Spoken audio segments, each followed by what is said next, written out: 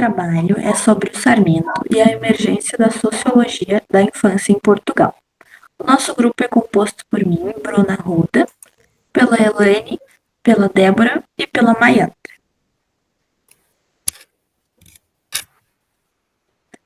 Bom, o escritor é o Manuel Jacinto Sarmento, que é um pioneiro da sociologia na infância. Ele é um acadêmico, diretor do Departamento de Ciências Sociais da Educação da Universidade de Minho e criou programas de doutorando e mestrando sobre crianças. Ele tem um alcance internacional em vários países e é um membro da Associação Internacional de Sociologia. Ele tem um compromisso social pelas lutas políticas, a sensibilidade pelas culturas da infância e a escuta dos pontos de vista da infância. Além disso, os principais objetivos dele são valorizar a infância como se fosse identidade e cultura própria, reconhecer a criança como um sujeito de direitos e não apenas como um adulto em formação, ouvir e considerar as vozes das crianças, defender a escola mais democrática e respeitar a educação baseada na escuta e na participação da criança.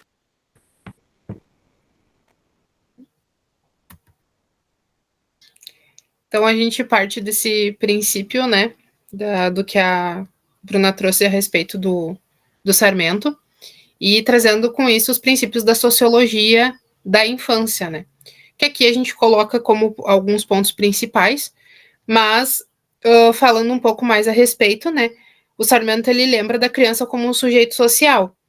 Então, a criança, ela é completa, ela tem capacidade de agir, de pensar, e tem uma influência no mundo, e não só os adultos, né, que estão em formação. E ela também tem uma construção social, onde a ideia da infância, ela muda conforme o tempo, e a cultura e o lugar. Então, a gente também pode remeter isso a Vygotsky, né, que todo o conhecimento, toda a cultura histórica, toda a parte histórico-cultural, ela tem a ver com o ambiente e o contexto em que a criança vive. Então, isso nos dá a ideia de múltiplas infâncias, né? As crianças, elas produzem cultura, elas criam formas próprias de brincar, de se comunicar, né? E que merecem ser valorizadas. E também elas precisam ter o direito à participação. Elas têm o direito de serem ouvidas, de participar das decisões que afetam as vidas, seja da família, na escola, na comunidade. E ele também traz a crítica do adultocentrismo, que é preciso ouvir e considerar o ponto de vista das crianças, e não apenas só o olhar dos adultos sobre elas, né? Que lembra muito a respeito do Nivaldo de Souza, quando ele traz a maneira da filosofia ser vista pelo Tomás de Aquino e o Matthew Limpman, que é quando a criança ela é uma pessoa, ela não é o tamanho dela. Então, ela tem o direito de ser uma pessoa crítico-reflexiva a respeito das coisas que estão ao redor dela. E ela tem esse poder, então, de trazer a opinião dela e de mostrar que ela é capaz de pensar e que ela também tem voz. Então, agora a gente vai falar sobre alguns conceitos importantes que Sarmento ele trazia à tona para nós entender um pouquinho mais sobre o que ele falava. O primeiro conceito que ele traz é as culturas infantis, onde as crianças elas não são só o que elas aprendem com adultos, elas não somente copiam o que os adultos fazem, porque elas têm a sua própria cultura, elas criam seus jeitos únicos de brincar e de se expressar, de conviver com outras crianças.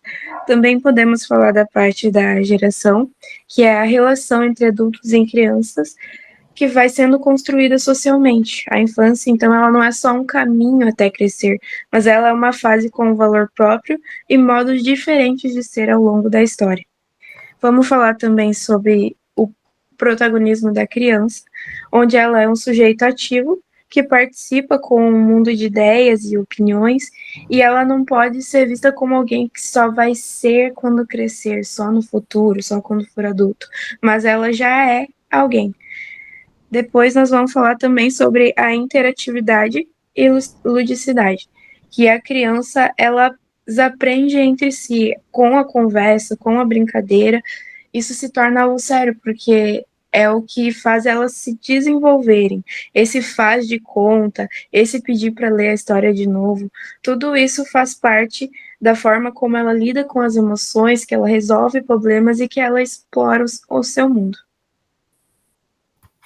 Pode ir. E nós vamos falar agora um pouquinho sobre a crítica à modernidade, que fala sobre a infância na modernidade como regime de normas e controles, e também a segunda modernidade, que são os avanços nos direitos, nas condições e a influência no mercado e a colonização, né?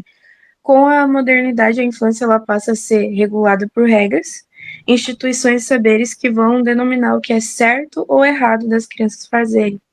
E Sarmento ele chama isso de administração simbólica da infância, que é uma infância muito marcada por proibições, onde a criança ela não tem voz, ela não pode fazer sozinha pelo que os adultos dizem.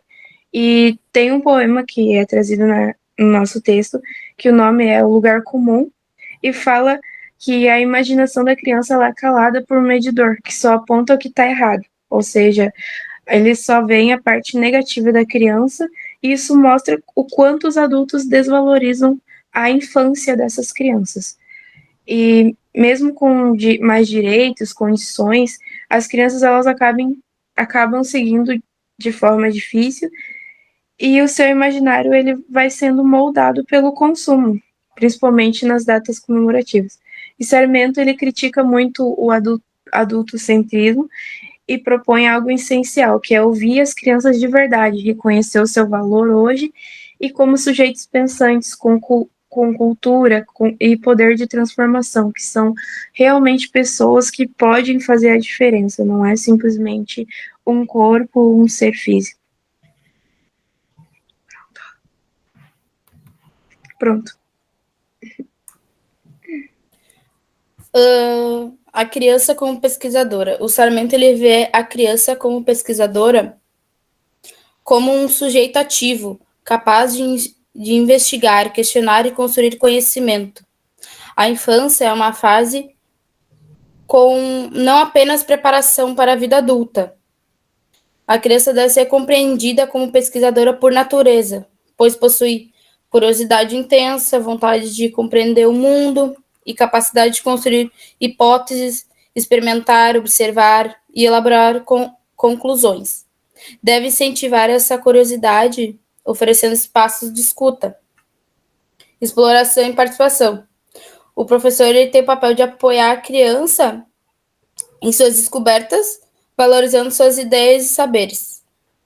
Essa criança, ela age como pesquisadora, pois mobiliza recursos próprios, interage com o meio e com outras pessoas, formando hipótese e busca as respostas. Ela está produzindo conhecimento de maneira ativa, não apenas produzindo o que o adulto diz. E o Sarmento, ele, segundo Sarmento, essa postura mostra que a infância deve ser conhecida como um tempo legítimo de participação, expressão e aprendizagem crítica. Por exemplo, por que as folhas caem das árvores? Essa é uma pergunta carregada de imaginação, emoção, e é o início de uma investigação, onde a criança vai observar, a criança começa a observar diferentes tipos de árvore, e quando perdem as suas folhas, ela vai fazer hipóteses, surgindo que talvez as folhas caem porque as árvores precisam descansar. Aí ela vai pesquisar com um adulto e livros, conversar com a professora e consultar livros infantis que explicam as estações do ano. E também construção de conhecimento, com mediação adequada, entende que a queda das folhas tem relação com o ciclo, né, da natureza, luz solar, economia de energia e da árvore. Ela vai procurar também expressão. A criança desenha a árvore sem folhas e faz pequenas apresentações para os colegas, explicando suas descobertas com suas próprias palavras. Na visão de Sarmento, o exemplo da criança investigar a queda das folhas mostra que a infância é um momento de pleno de ação intelectual e social. Ela não apenas um vir a ser, mas um sujeito de saber e de direito já no presente. Essa perspectiva reforça a importância de ambientes educativos que valorizam a curiosidade e a escuta do protagonismo, né, da criança. E eu vi uma frase que ele fez, que eu queria trazer, que era: as crianças têm sido colocadas no lugar de quem escuta, e não no lugar de quem fala. É importante esse esforço, não só no sentido de intervir esses lugares, mas de torná-los recíprocos. A criança tanto fala quanto escuta, assim como o adulto. Sim, isso me faz lembrar de uma aula da professora Tati, que ela falou, né, que às vezes uma pergunta de uma criança, ela traz um projeto de trabalho enorme, assim, que envolve, às vezes, até mesmo a comunidade, né. Então, indo para a finaleira, né, a gente traz todas essas colocações das gurias, e a gente vê as implicações, né, dessa postura do Sarmento para a educação, né, e retomando a parte de que sim, a gente precisa ter uma escuta ativa e sensível das crianças, né, a escola tem que valorizar o que elas pensam e sentem, e reconhecer isso, e reconhecer elas como participantes ativos do processo da educação, né, e também entender que o currículo ele precisa ser mais aberto e flexível, e que é preciso a gente considerar esses interesses e saberes culturais infantis no planejamento pedagógico. Às vezes a gente fala, na teoria é muito tranquilo, é muito fácil, mas será que na prática isso realmente vem acontecendo, né? E como a gente pode fazer, como professores, isso acontecer? Então, dar ouvido, né, às perguntas das crianças, tentar entender o que elas precisam realmente saber. A valorização do brincar, né? O brincar, ele não é um lazer só, mas ele é uma forma da criança aprender e se expressar também. Então, às vezes, o faz de conta diz muito sobre, né? Os ambientes de participação, as crianças, elas precisam, né, ter voz nas decisões da escola, na sala de aula, de forma adequada para a idade delas também, né? O combate à exclusão e às desigualdades não é uma criança ou outra que tem que ser ouvida, todas as crianças, elas precisam ser ouvidas. A gente tem que reconhecer as diversas infâncias, as negras, as indígenas, as com deficiências periféricas. A gente precisa dar ouvido e entender que elas precisam também fazer parte do combate ao preconceito. Elas não estão lá como depósito de conteúdo, elas estão lá para nos ensinar, para ter uma interação, né? Então, a gente finaliza esse trabalho com as referências para vocês. Esperamos que todos tenham gostado. E no final a gente vai deixar mais um pouco a respeito do Sarmento, que é um cara bem importante para a educação.